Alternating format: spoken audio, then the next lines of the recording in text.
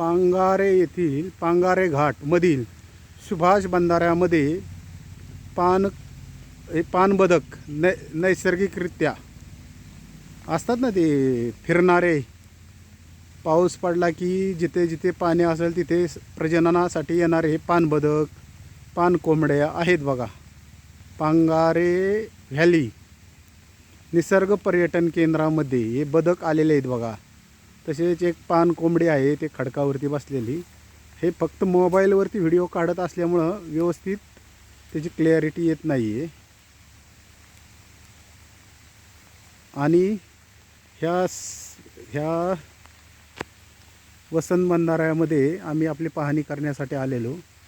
तर ह्या पर्यटन केंद्राचे संचालक मुकुंदराव काकडे छत्री घेऊन आहेत बघा पावसामध्ये. त्यांचा पण व्हिडिओ आहे बघा. आता ते बघा इथं आलेले आहेत, ते दाखवत होते, आम्हाला माहिती सांगत होते.